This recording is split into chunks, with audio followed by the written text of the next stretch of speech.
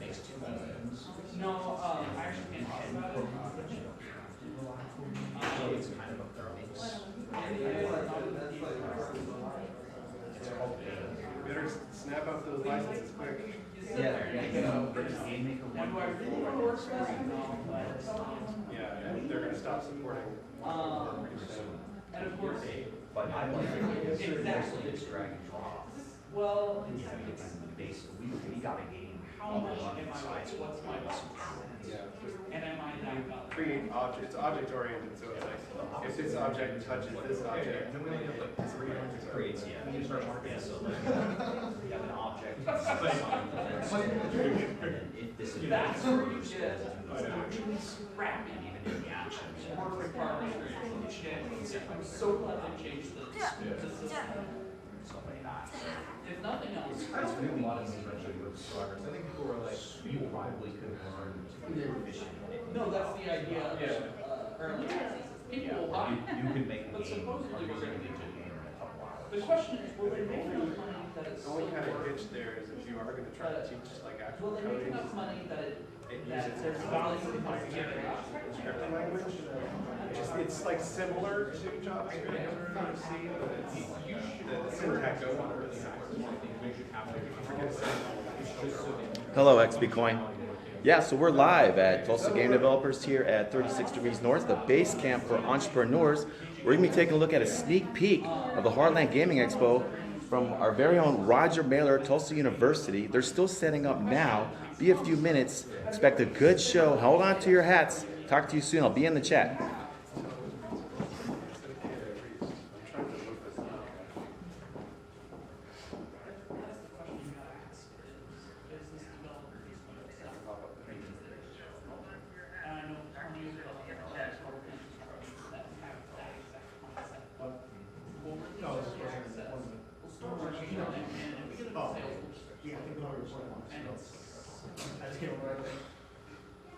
Aren't they even making anything worth playing at that point?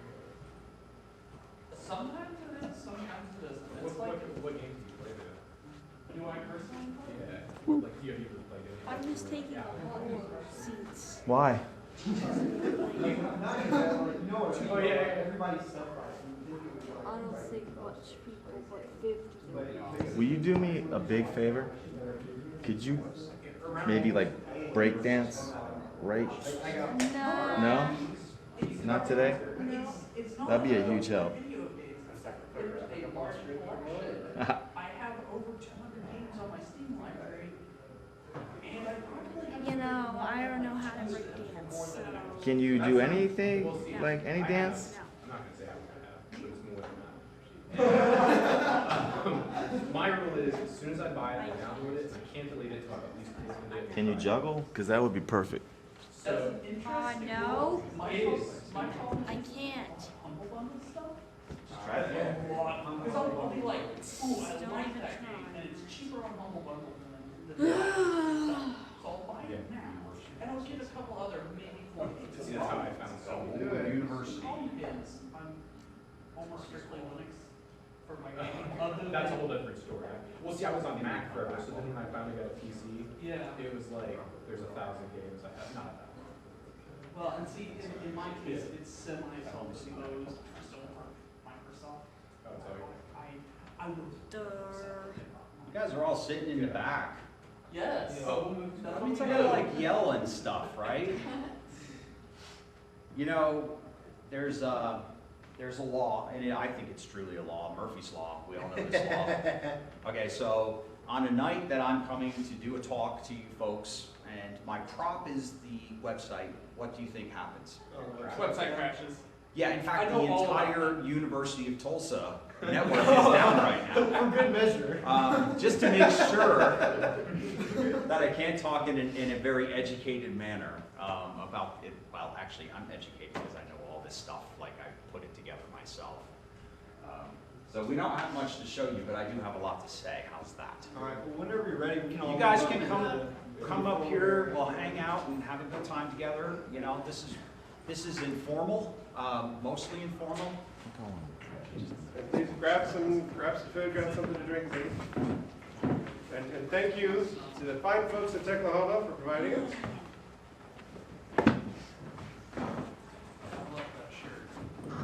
By the way, the guy here in the second row, he's actually, he's doing an interpretive art thing. He is a cushion, so you are more than welcome to sit on him.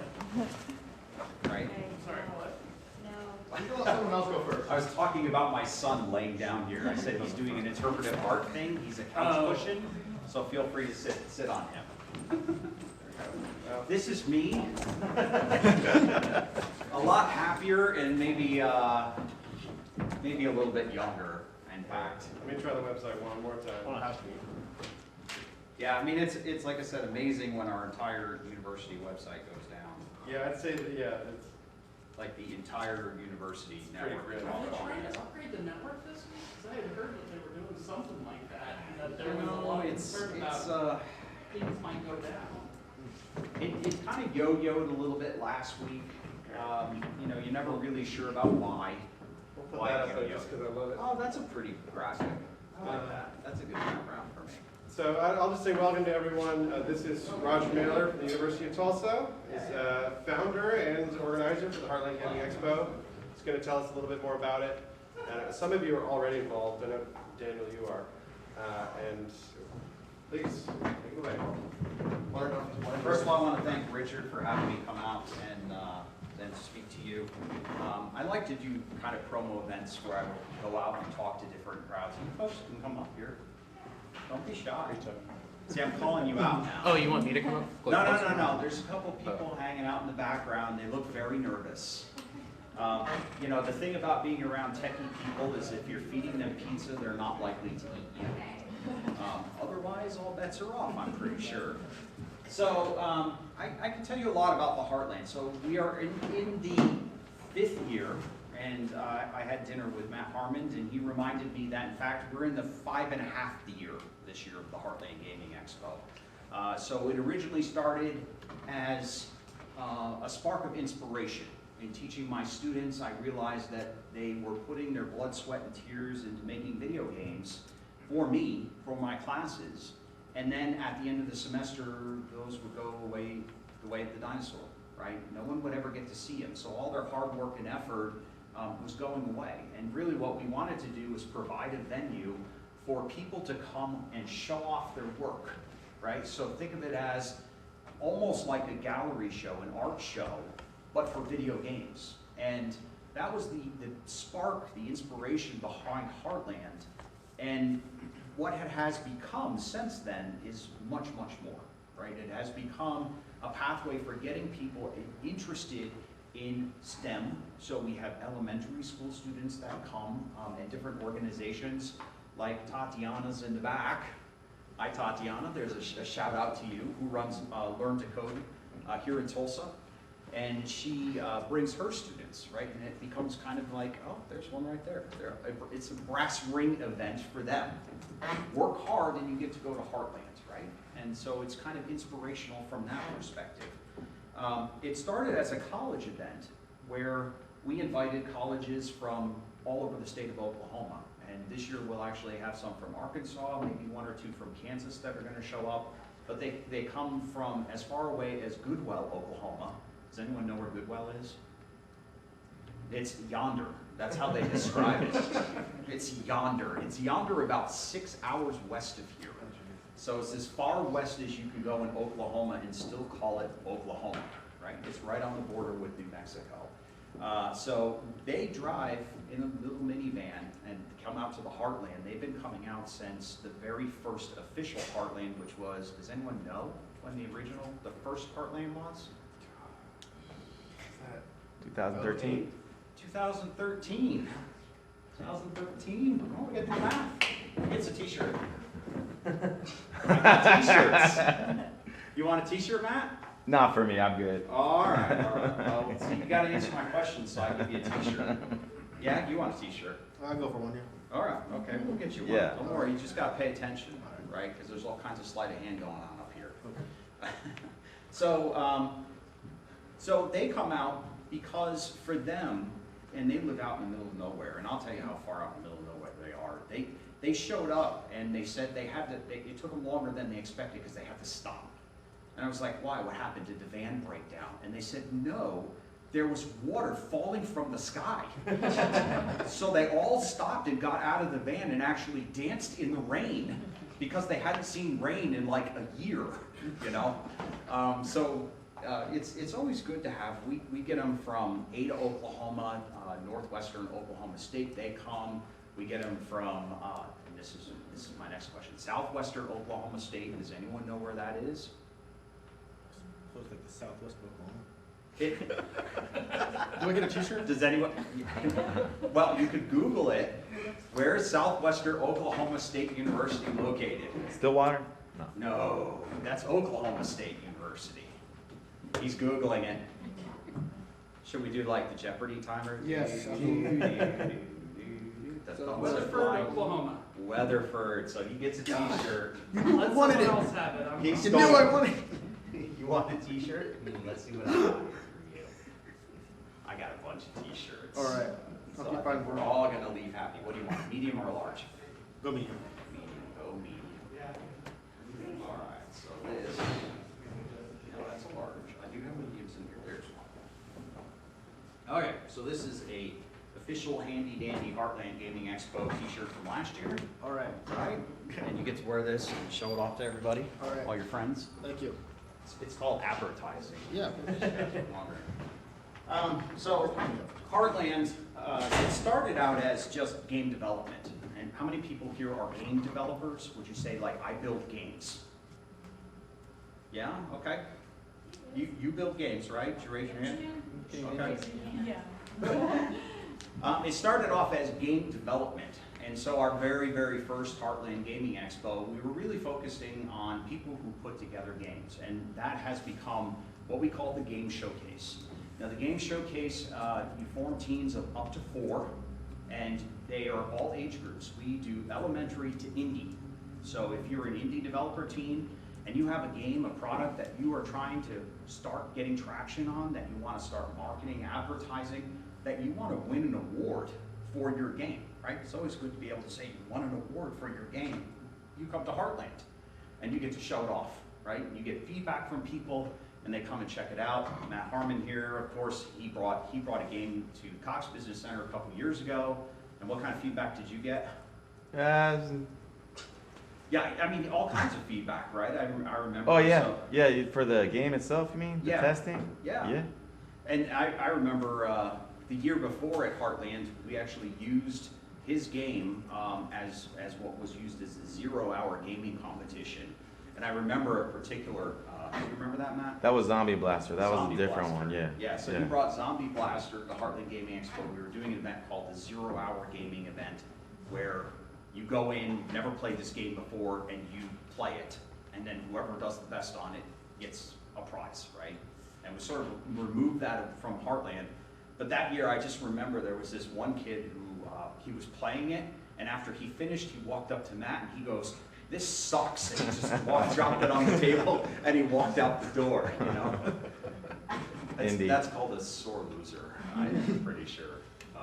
I'm very sure. Because I thought the game was great, and I played it on my phone, and you should look it up, Zombie Blaster. So I think it's a really fun game. I sold it. The Oh, name's yeah. changed. Oh, has it? Yeah, I sold that a couple years ago. Okay, so Matt sold it.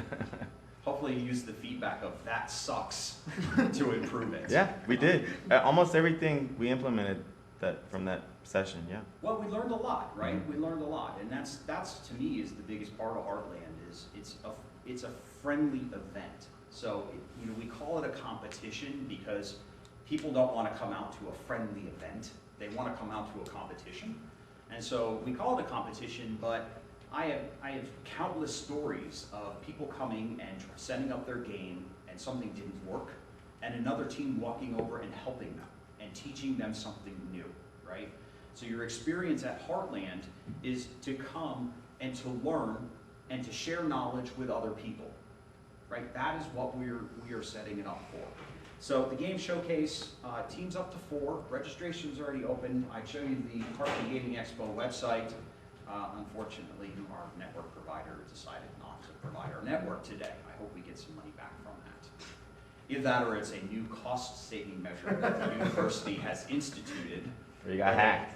Well, they flip on and off the switch every once in a while just to save bandwidth, something like that. So we also recognize that there is a lot more to making a game than just the programming and pulling the game together. So if we're thinking about games, what's something other than programming that goes into a game? Sound. Size is your shirt. Large. Oh, size is your shirt. Size is your shirt. Large. Textures. So yeah, definitely textures. Now you're gonna get a medium, young man, because that's the smallest shirt I brought. So we got a large. We got you'd swim in this was an extra large. That's not gonna happen. Let's see if I can find you a medium in here. So there is a lot that goes into making a video game. So you do 3D models, there's texture, there's animation, there's sound design. And so Heartland started up an event which we call the Gallery Show. So large for you. And this will probably swim on you for a little while, big guy, but you'll grow into it, right? And that'll be vintage by the time you do, so. So we started what's called the Gallery Show. Now the Gallery Show breaks the laptop every time. Just push the big button that I'll how to fix it. Oh, the laptop wants to sleep. So the Gallery Show celebrates all the other things that are involved in art. So we have sketch art, we have animation, we have sound design. This would be like music composition. We haven't opened up sound effects, but we also have things like game analysis and then a game design event. Yes, I saw a question in the back. No, I was just going to mention things like animation and rigging and whatnot as well, especially when you get into 3D games. Yeah, absolutely. I mean, it's saying Control Alt Delete login. So absolutely, right? These are all parts of that are important parts of the game, and you may have a game idea, and you want to come and you want to pitch your game idea, and this is called game design. So you develop the character, the storyline, you talk about a level and how a level, and you put this together as a presentation. This is a presentation as if you're walking into a company and you're saying, this is my idea. I want you to build this game, all right? So it has to be something you put together, that you polish, that you've thought about, all right? And it's possible that you could come to Heartland and someone walks up and says, I do think that is a good game, all right? Let's make it happen, right? It's a good game idea, let's make it happen. You just never know who's going to show up at Heartland, and that's the thing, is I've had people show up there that I was surprised. We had a member of Infinity Ward show up a couple years ago, completely unannounced. He was in town, and he was in town because he's from Tulsa, and he showed up at the Heartland Gaming Expo and started talking to me, and it was really cool. There are people hiding all over the Tulsa area that build games for a living, that work for game companies. You know, they just come because it's cool. It's cool to see game dev stuff. So Gallery Show, again, teams up to 4. We subdivide the categories as we see the registration. So if there's elementary school entries, normally we don't see those in the Gallery Show, but if there's enough of them, we will subdivide out the category in order to accommodate, right? Code Jam. So third entry category is the Code Jam.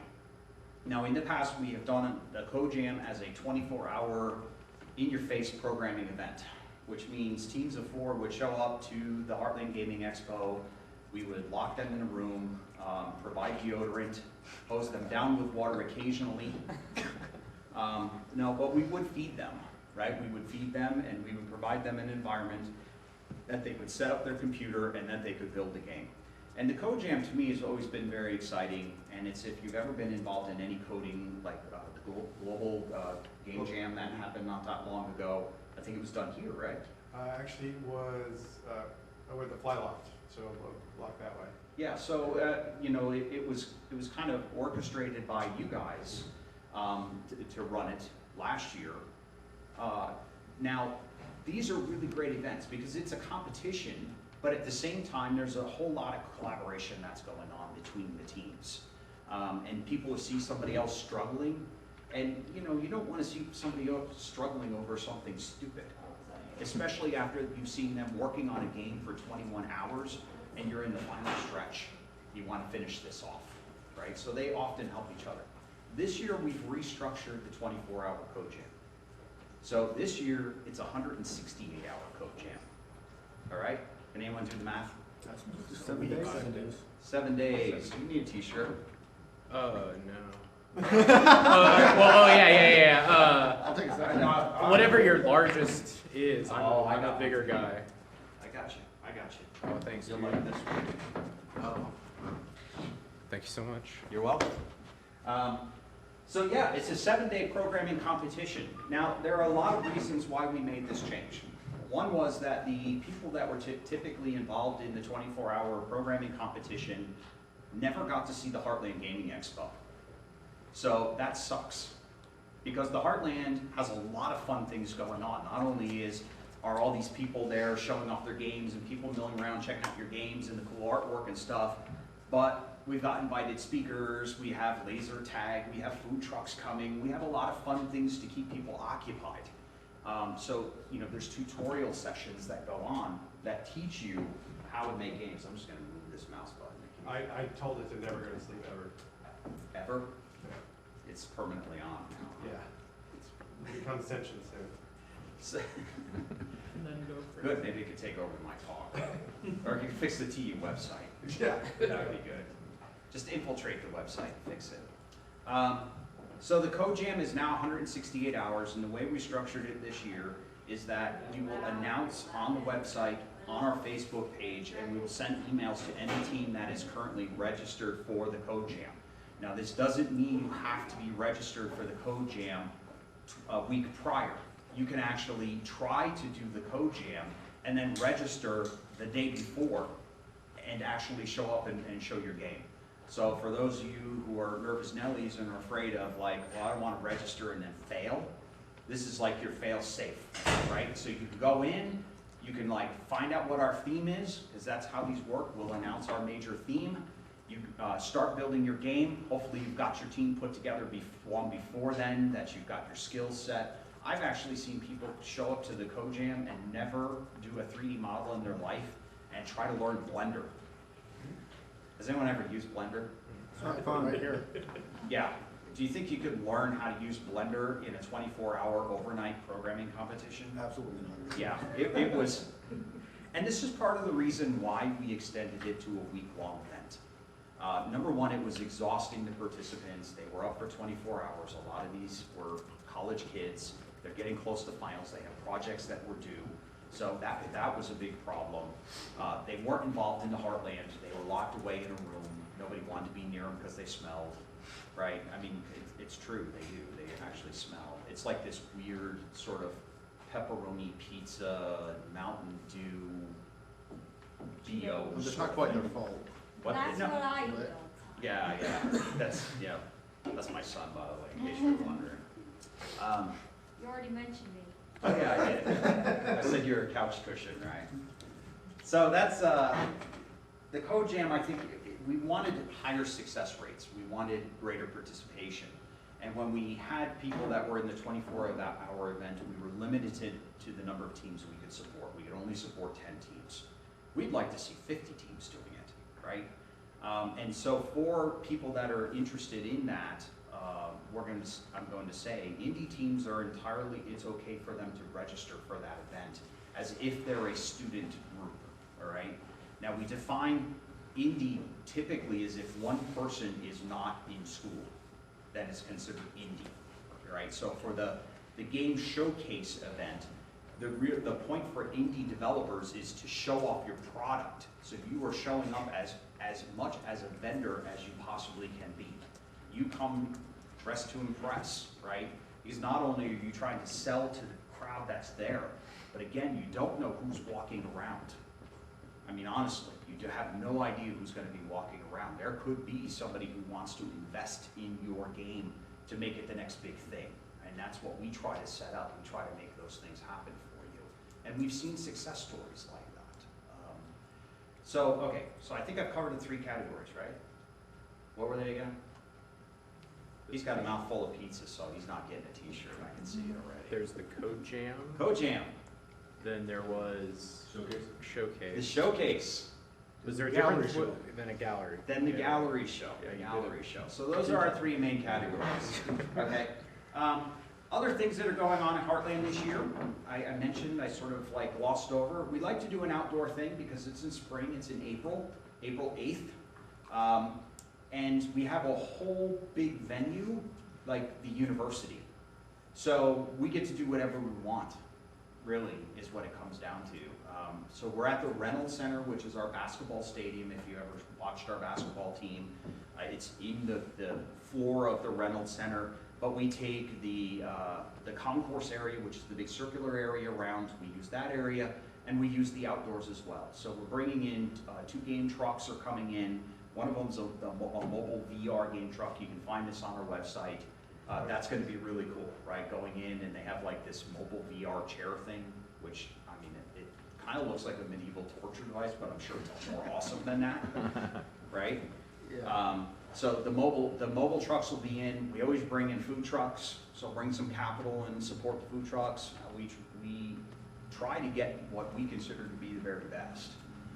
And they like to come out because, you know, they do good business and it's a good, healthy crowd. Black Wolf Ops is going to have a laser tag area set up again this year, which last year we had quite a few people. It's actually in a shaded area, so even if it's sunny and hot, it's Oklahoma and it could be hailing with tornadoes that day, we don't know.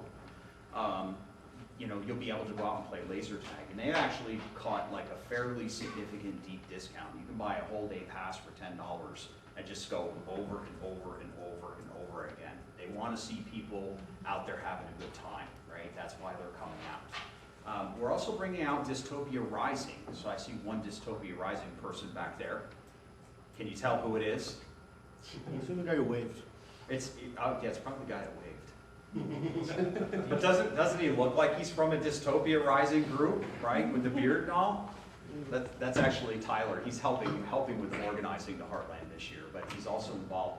Dystopia Rising is a live action role-playing group, and they come out and they will allow you to do a live action role-playing experience at the Heartland. So they'll gear you up. You'll do a quick training session on what's called lightest touch combat, and then we will march you through the Reynolds Center, through some particularly designated areas that are set up for encounters. And so you can think of it as haunted house where you can fight back, right? So it's really a fun experience. Unfortunately, I'm always so busy I never get to do it. This year I'm gonna try to make an effort to get geared up. And so if you see me walking around in combat armor, it's all cool, right? It's all cool. In fact, I've challenged them, I think within the next 3 or 4 years, what we want to do is we're gonna turn Chapman Stadium, which is our football stadium, into like a giant battle arena. And I want like Braveheart style battle, like battle cries and people running across. I think that would be awesome YouTube video, yeah. So if we can get enough people involved in Dystopia Rising, I am totally game for making that happen at the University of Tulsa. Do a Chapman Stadium, Braveheart combat scenario. Are you good with that, Tyler? Oh yeah. Yeah, so they're all down with that too. Catapult, I'm good with catapults. You know, fling marshmallows or something. Of course, you know, at the university, if they see this video that Matt's producing, they're just gonna be like, he just said they're gonna shoot marshmallows in Chapman Stadium. Hope I have a job tomorrow. Okay, so we also have a good, very, very good keynote speaker this year. We've been very lucky in the past. We've pulled out some outstanding speakers, and they recognize that Tulsa is a place that is happening, right? It's happening now. It's not like we're gonna get ready to happen. We already happened. We're happening, right? You people are a representation of what it means, right? What the future of Tulsa looks like, which is tech, innovation, right? That's what everybody here is interested in. We're excited in. For our young people that are here, we want you to stay here. We want you to start business. We want you to live your dream, and Tulsa's a great place to make that happen. And so These keynote speakers come in, we've had Eric Peterson. Now Eric Peterson was involved in Cloud Imperium, so he worked with Chris Roberts on Star Citizen. He was Eric Wingman Peterson. He was the voice of Star Citizen and was like chiefly responsible for all of the money that was generated to make Star Citizen happen. Now, Matt's probably saying, that might be true, but I think it is true. No, it's true. And definitely you can see the result The first of that. like 3 million for sure. Yeah, that you can see the result in that when he moved back to Texas and started Descent Studios and wanted to reboot a game, and he put out a Kickstarter, and that was one of the most interesting / terrifying events that we've had in Heartland history, which is his Kickstarter ended 8 hours or 10 hours before he was scheduled to talk at Heartland. And we had no idea if the Kickstarter was gonna make it. I mean, we're talking about this guy's company either succeeding or failing. And so, you know, he called me up and he's like, Roger, I don't know that we're gonna make it. I don't know that I should come out because I'm afraid that we're not gonna make it. And so what I said to him is I said, listen, you come to the Heartland and it will be the most raw moment that we will have ever seen at the event. Because you will walk up on that stage at that moment knowing what the outcome of your Kickstarter is. And we're not talking, it was like a $600,000 Kickstarter. So not like we're looking for $500 to start a video, $600,000 that they were trying to generate. You're either gonna walk out on the stage and you're gonna be like, woo, yeah, you know, he's gonna be doing a Paul Allen moment up on the stage doing a little dance. Or you're gonna walk up and just go, you people suck. Drop the mic and walk off the stage, right? Those were the two outcomes that we expected. And fortunately, he made his Kickstarter, so it was a much more like Paul Allen woo moment than it was a like you people suck moment. But you know, he came out and he gave a great talk about you know, that it's a hard business. It's a hard business that he's in, and he didn't know how this was going to turn out. And it was a lot of hard work. I mean, they were up 24 hours, you know, for days on end, working on trying to generate that last little bit of money to make this happen. And success. I actually was one of their contributors to their Kickstarter, so I get to play Descent Underground. If you haven't seen this game, it's kind of cool. I like playing it. Just getting in there, it's kind of like an Unreal Tournament, but with spaceships in 3 dimensions, so that's awesome. Last year we had a tremendous lineup of guest speakers. We had Jason Gregory from Naughty Dog. He's their lead programmer. He came out and did a fantastic talk on debugging in video games. And he was, at the time, he was showing clips from Uncharted 4, 2 months before it released. He was at the Heartland showing clips from that video game and showing all the bugs that they were trying to chase out, right? Which was awesome. This year, we have followed up with that collection with a guy named Nicholas Smedberg, who has an interesting name, and he goes by Smetis. I guess because he felt that Nicholas Smedberg was not as interesting enough, his nickname is Smetis. And so Smetis is coming out. His history was he worked for Pandemic Studios, which no longer is around. Some of you may be familiar with Pandemic Studios. And then he decided to go and work for this company called Epic, and working on this thing called the Unreal Engine. So he was involved in the Unreal Engine 3 and 4. He was one of the lead graphics engineers, meaning what you see is what he's produced. So if you've ever used Unreal Engine 3 or 4, then he was involved in writing the code that does that graphics rendering. And he decided after a while that he wanted to move on, and so now he works for Unity. And he is the principal graphics engineer for Unity in their emerging technologies division.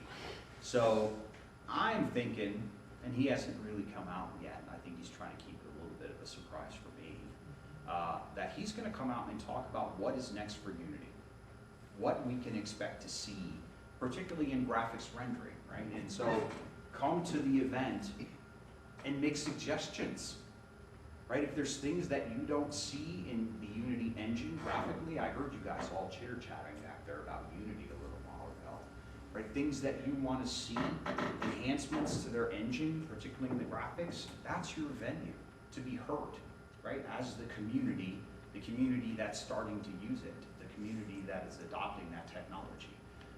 Now, in the past, we have run the talks in parallel with other events that have occurred, and what we saw were that the high school students in particular, like they're like this. They're like tethered to their game.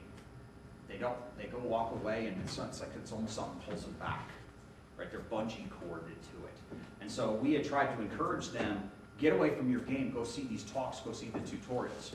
This year, we're not giving you a choice. So the talk is going to occur right in the middle of the event. Everything shuts down. So you won't have anything to do other than listen to the talk. And that's how valuable we think this speaker is. We brought him in and we went through a fairly lengthy list to decide who we wanted to come this year. And this guy was right at the top, and we were grateful to have him. And so it's going to be a wonderful talk. Everybody's going to get to sit in the bleachers at the Reynolds Center. We're going to dim the lights and put on the spotlights on him, and hopefully he won't go on as long as I have been going on, and he might talk to you about something valuable and interesting that you like, and I'm certainly looking forward to that talk. Okay. I think that covers it. Yeah? Tickets? Tickets are on sale now. Okay. So you can go to the Heartland Gaming Expo website. They will be on sale, and I mean on sale at sale price until I think I set it to April 1st. So adult tickets are $12, and children tickets for, I think it's like 5 to 13 is considered a child, and I think those are $5 right now. Anyone under 5 is free. They just run around anyway. They're just so excited to be. Huh? The bouncy houses. Yeah, well, we didn't bring out the bouncy houses this year. Last year we had them. We actually brought out bouncy houses, and they just weren't being used enough. So we said, Yeah, well, they're pretty. yeah, they were really unattended, and I think it's computer nerds really like to sit in front of computers. Like, so if we had a bouncy house video game, like that might have been the thing, right? So like, bouncy house simulator. I mean, I just might have revealed the whole theme for the code jam there. I don't know. Yeah, What was the hint? Reality. Huh? What was the hint for the theme? I didn't give a hint. Oh. I just said I may have revealed that it's bouncy house simulator, but virtual reality bouncy house simulator. Oh man. Yeah, that's a really bad idea. The cleanup on that would be Sawdust on hand. yeah, tons of sawdust. That pink smelly sawdust from high school, right? Yeah. Okay, so I am open for questions. I actually have one for the code jam. If someone is to participate in that and they have their project at the event, you may have already answered this about the talks and everything, but are you expected to be in your area showing your game the entire time, or are you allowed to go see other things? I ask as the father of a 2-year-old who maybe can't be away for an entire weekend. So the main judging is going to occur on Saturday, and the way that we do judging is that the tables are set up in blocks, and then on the end of the block will be the judging times for that block. So if you have a particular talk or tutorial that you are giving or attending, then you just pick the table within the block that works for you for when you're going to be judging. Now, we do run what's called the People's Choice Award. So I know this is almost like dialing back on what I just said. You got to go off and do what you want. Now, People's Choice Award, when people come into the Heartland Gaming Expo, we give them a ticket. And that ticket goes into a bucket in front of somebody's video game. So when you come and register your video game, whatever you're showing off, we'll give you a little bucket. You can decorate it. You can put signs on it with big arrows, right? Vote here. You can call up all your friends and neighbors and their friends and neighbors and hit your entire Facebook collective to come to the Heartland and to vote for you in People's Choice, okay? Now, People's Choice is a wide open category, which means if you're in a gallery show and you've got art, you can win People's Choice. If you're in Game Showcase, you can win People's Choice, right? If you're a code jammer, you can win People's Choice. So this is an opportunity, and I think personally, of all of the categories that we offer at Heartland, People's Choice should be the most coveted, right? Because we're gonna bring in judges, and the judges are gonna come up and they're gonna measure based on your aesthetic quality, the gameplay, you know, and there's a lot of subjectivity out there in what the judges are going to think and how they're going to evaluate your game. We can control some of that by giving them guidelines, but the people, if you're convincing the people that they love your game, that's what we do as a game producer, right? You want to start a company, you have to convince the people. So to me, the People's Choice is the most coveted, and it's part of the reason why the high school students are tethered to those, because they want that.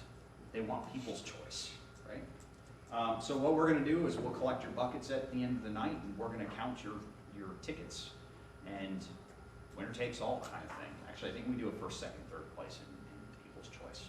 So, but yeah, this is an opportunity for you to, even before you come to the Heartland, to start advertising your game and getting people to come check out your game, right? So that you can win that award. That was probably more than somebody asked me the question. I don't remember what the original question was. Oh, it was Richard's question, yeah. About being tethered. Mm-hmm. Yeah. We really do encourage, yes. So he's 10 and he's doing Unity.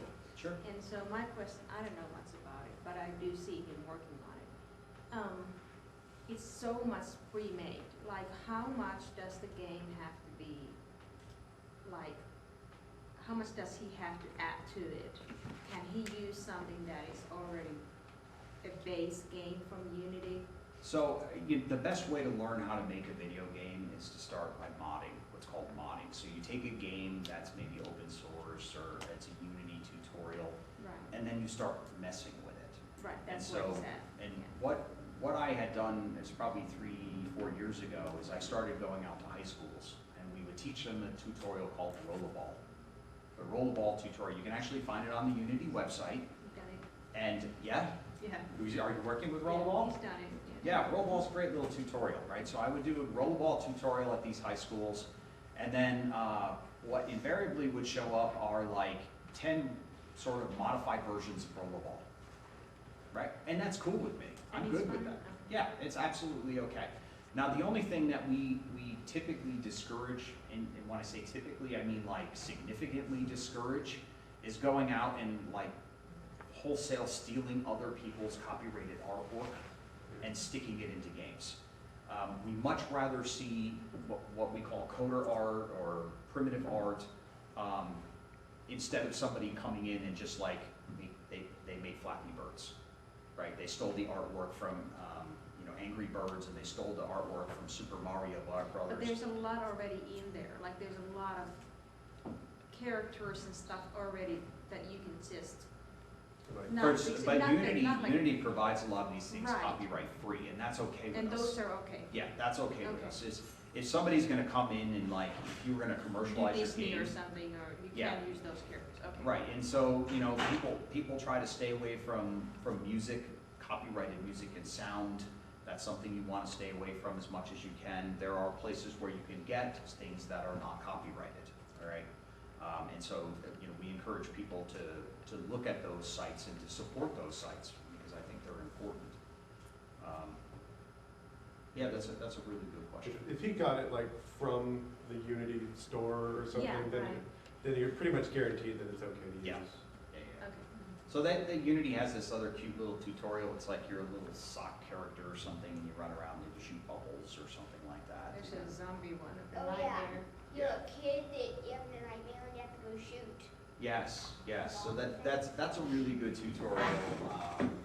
And the artwork in there is fine. And what we're going to be looking at is how has it changed, right? So if you just take that game and you just give it to us and you change the color of the character, probably not a big significant change. But Yeah. if you've taken that character and you've made them behave very differently, change the type of game it is, so maybe mix Rollerball in with that first-person shooter or something like that, So this is like with the high school students, what we had is a lot of them created mazes, or they had things where you had to jump, and then they would put particle effects on it, and so they would dress up the ball. So they were trying to kind of learn that technology of like how to do texturing, how to use a particle effect, how to actually do level design and lighting, in some cases dynamic lighting. So they were trying to learn that technology, and that's what we're trying to encourage. And I've never seen a game where somebody's come in and we've just been like, disqualified. We've never done that. And in fact, probably the only reason we would disqualify you is if we found it excessively distasteful. Right? So like if the theme of your game was distasteful, we would ask you to leave. We'd ask you to shut it off. If it were like graphically distasteful, we would shut it off, right? We don't, because there's little kids running around and, yeah, Matt, your whole game's ruined. Damn it. Next year. What's that? Next year. Next year, yeah, it'll be okay for next year. So, this is a family-friendly event, so we, for any developers in here who are thinking like, I want to create this crazy game that's like this, and if you aren't willing to talk about that game with your grandma, then and show it to her, then you probably shouldn't be bringing it to Heartland. That's the way. I mean, your grandma might be crazy, I don't know. But she's got dementia, she won't. But that's kind of our general rule of thumb, and the judges try to get an early eye on those games after you set up. We just kind of look around, and I troll the event. I'm all over at all times. I am everywhere at that event. So I keep a really good eye on what's going on, and my feet really hurt at the end of it. Yeah. You know what I'm talking about, Richard. Yeah. All right, any other questions? Were there any other notable speakers outside of your keynote? This year, we focused on one keynote speaker. Now, we are doing a series of tutorials. So the folks that Learn to Code have just agreed that they're going to do a tutorial at Heartland, which I'm very excited about. Last year, we got very, very positive feedback from Tatiana's tutorial. We had people that they literally drove like 5 hours to Tulsa to see that tutorial. I don't know if you knew that.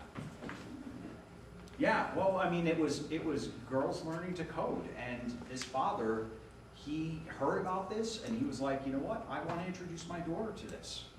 And so, for those of you who are parents, the tutorial sessions are great, and we have some that are simple. Microsoft is doing 2 of them this year. One of them is very basic. This is like elementary school level programming. So, not quite as sophisticated as what he's doing, right? Because I think you're doing some Udemy stuff, right? But this is like code.org using Minecraft. Right? Oh, I've done, yeah. Yeah, it's kind of fun, right? And the school starts, so they're going to be teaching that. They're also going to be teaching how to use the new Windows 10, one of their paint apps to do art.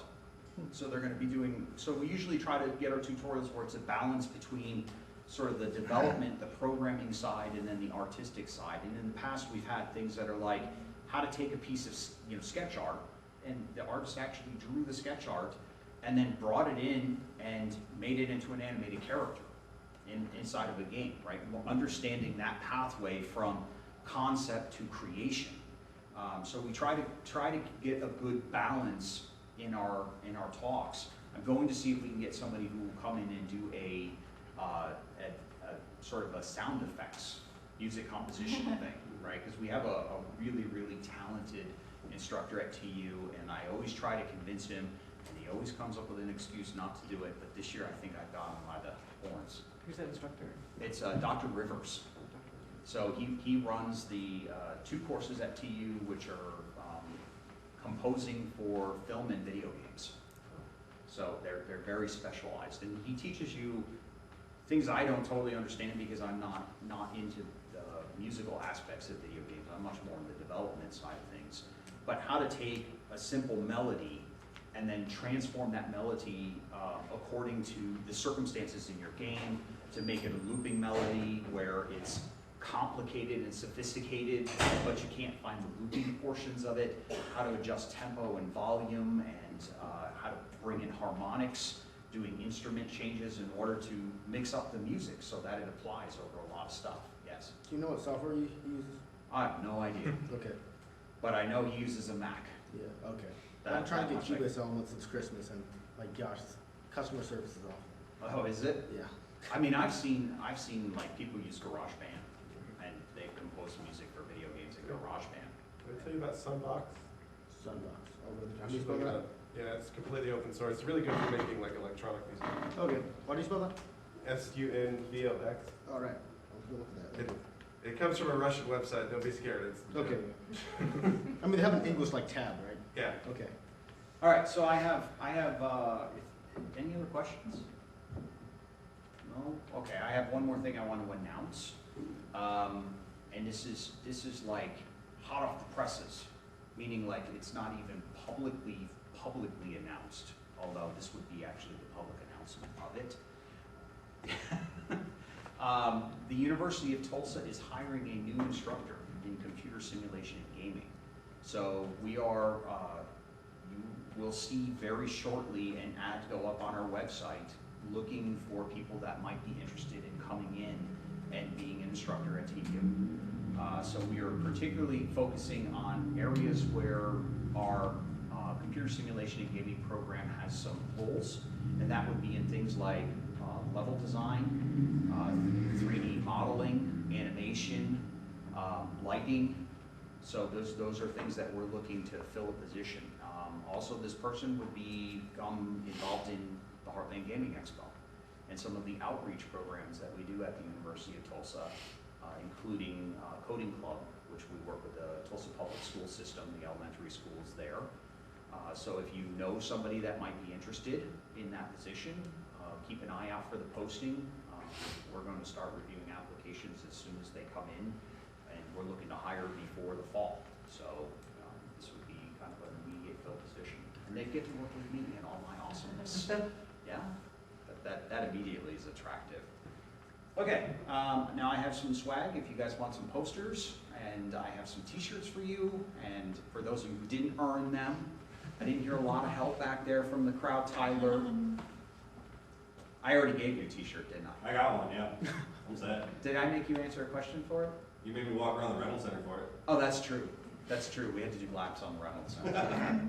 Okay, so Heartland Gaming Expo, April 8th. Doors will open up at around 8:30. Things kind of kick off at 9. It's at TU Reynolds Center. It's going to be a sunny day. I can guarantee it. We're going to have lots of fun. And come with your smiles and leave with them too. He wishes it's cloudy. But yeah. What time, if you're setting up there, what time is setup? 8:30, be there at 8:30. So we'll let you in and we'll put you through our registration system and get you your table, and then it's just fun. It's just a great day. Right. It's a lot of fun. Yeah, the only person who doesn't really have fun is me because my feet hurt. Oh man, you gotta do the Dr. Souls. I'd have to Insert. put like 12 layers of Dr. Scholl's. No, that's what I use, man. You like go to Bed Bath & Beyond. You like stand Wait on till a you see thing. the Reynolds Center and how many stairs you gotta walk. Oh, yeah, I'm scared.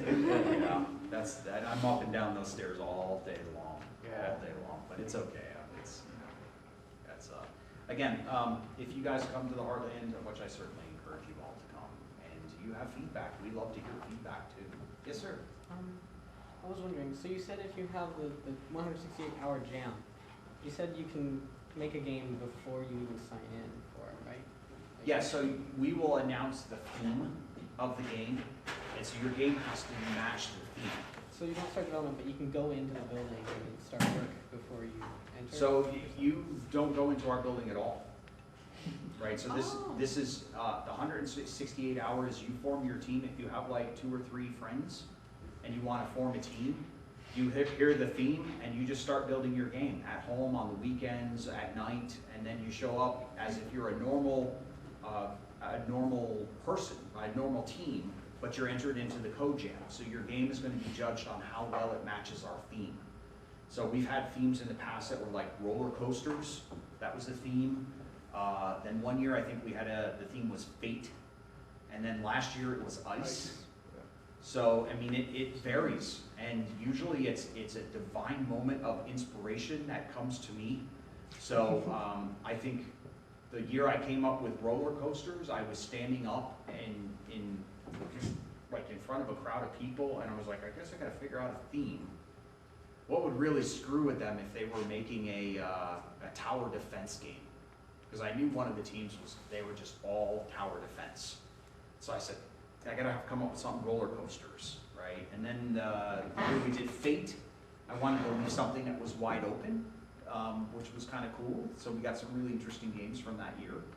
And then for ice, I was standing in the Reynolds Center and I was trying to come up with a theme, and I looked over at the ice machine and I said ice. So usually it's some kind of divine moment of inspiration that strikes me at the moment where I have to come up with a decision. That's the truth. I can tell you the backstory, which is we agonize on it, we put it in front of a committee, we don't do any of that stuff, I just come up with it. And usually it's because I'm looking for some cool kitschy thing, right? With ice, there's a lot of cool physics things that you can do with sliding on ice or driving on ice or producing ice. So there's a lot of things you can do with that idea. And so, you know, that's like roller coasters. I wanted this notion of things moving but being constrained at the same time. So, you know, that was, people were totally stymied by that. The idea of creating a roller coaster game. And the one that they created was actually, I thought the one that won was pretty cool. Do you remember that one? Yeah, I do. It was good. It was really good. Yeah, I mean, it's, I thought they did an exceptionally good job. And then Fate. You would lay down the track in front of the coaster. Right, and you had to avoid things. So it was kind of like a Flappy Birds thing, but you were laying down this track and it would, like if you did some weird thing with the track, the train would actually kind of do weird things. Like the physics were really advanced, sort of, right? So I mean, it turned out to be an excellent game, and again, they made it in 24 hours. So the trick with even with the 168-hour code jam is you got to define scope quickly, and you've got to stick with your scope. So you have to understand what it is that you can do within the time that you have allotted. And you hear 168 hours, you hear a week, and you think, I got all the time in the world, right? But you've got other things, like you occasionally need to sleep, you've got to go to work or school, right? You have to pay attention to your parents or your significant others, right? These are all things that still have to occur during that week. So when you actually look at how many hours you get to work on the game, it still only turns out to be something like 30, right? So that's what I'm saying. It's still a very difficult challenge, but I think it allows you. You've got one day where you can just, when we announce it, you got maybe half a day, 4 or 5 hours, where you just sit down and say, what are we gonna make, right? That's all you should do. You shouldn't be talking about technology. You shouldn't be coding. You shouldn't be making art. You shouldn't be doing any of that. You should be like, what are we gonna make, and can we make that in the time that we have, right? So that's the hard part of the code jam. Yeah, he's done it, you know. He's done it, he knows. I've watched everybody suffer through it, I know. Yes? I just have one last question. My artist in my team lives in California, and I was thinking if we entered the competition or something, like if he could, like if I could just prop my phone up and he could just talk on Skype or something, would that work? I mean, if your whole team doesn't need to come. All right, so I mean, you don't have to like freak out about that. You know, as long as it's just for people, and again, we ask people to be honest in how they categorize themselves. In fact, we categorize you at the event, so you just do game showcase. He's a college student too. Right, so that's the thing, is we say, okay, what's the highest ranking, right? And you get pushed into that. So if you have an elementary school developer, and you've got a professional game developer, right? I don't know if anyone even knows who I am here. I'm pointing out, professional game developer, how about that guy? He's a professional game developer, does it make you feel better? Yeah. Yes. That dude there, professional game developer, then you're indie team, all right? So that's how we do it. So if you're all high school students, high school. Yeah. College students. Yeah, if you're all college students, college. It's 3 different colleges. No, it doesn't matter. And we've seen teams that are mishmashes from different colleges. We've seen one that was from Illinois. They had a team member from University of Illinois that they went to high school together. They wanted to build a game, had been building a game. And so, yeah, it was cool with us. We're good with that. You probably have a leg up. You probably already have some kind of source control. That's true. Source control is really important. All right, I'm done. If you guys are done, we're done. Eat some more food. It's free. Thank you, Roger. Hey, I've got posters for you folks if you want to put them in your house, wallpaper the town. Paint the town. You just listened to Professor Roger Mailer from Tulsa University give you a sneak peek into the biggest event of the spring for game development here in the state, April 8th and 9th. I'm getting great tips from the audience to get in frame. Never miss a beat. I'll be streaming the whole event live. You'll get close-ups with the jammers, intimate interviews with the special guests, and more. Don't miss it, April 8th and 9th from Tulsa University, Heartland Gaming Expo. Thank you. Thank you. Before everyone checks out, I do have a little bit of housekeeping to do. No, this is just, he said tower defense right now. We're going to let it run and see what happens next. You don't have to stick around. On a 48-hour schedule, so I guess I took my holiday. This is a lot. We'll break off and just let everyone talk. I don't know any engine. I feel like I should, especially when you're doing Expo. But like I said, I just kind of like. You ever seen Amazon? This guy's been. Hey guys, hey, real quick before we all break off, I just want to say a couple things real quick. Sorry. One, I did want to thank Roger again for the presentation. That was great. Thank you very much. Also, I just want to mention for 2017, we're trying to do a better job of announcing like our meetings earlier, so you all can make plans for them. So our month, March 20th, next month, our meeting is going to be Unreal Engine Demo Day. So if anyone's wanting to learn more about Unreal Engine, or maybe you have a project you're already working on and you want to show it off, please come March 20th, right in this room, same time. Anyone who's interested in being part of Game Developer Group who hasn't been here before, it's just every third Thursday right here at 7 o'clock. We have a Facebook group, just look up Tulsa Game Developers. Those of you in here who are already in the Facebook group and you want to come to the meetings, please register for meetup.com if you haven't already.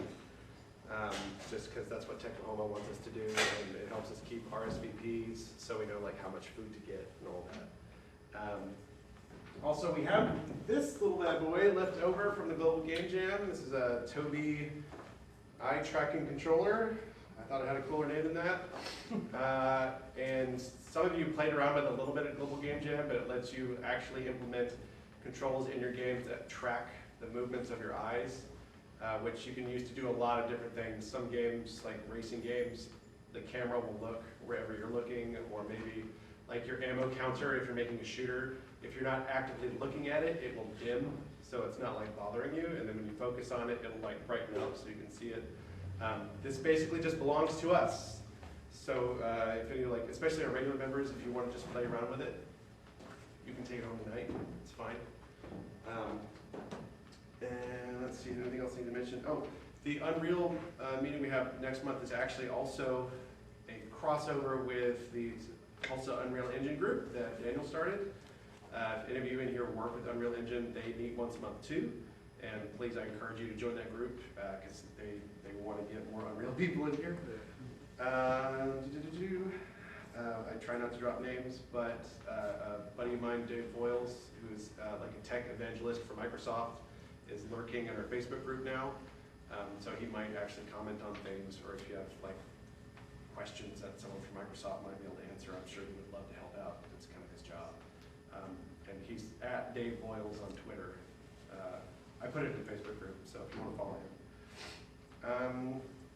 I think that's all we have for this month. I do think Roger nailed it. I think trying to keep people here in Tulsa, like people who are going to be graduating from the University of Tulsa's game design program, and keeping them here. I want this group to be a part of that. I would, keep doing Global Game Jam, Heartland, Expo, like year round. I think there should be things that we can plan for and like get ready for and really take part in.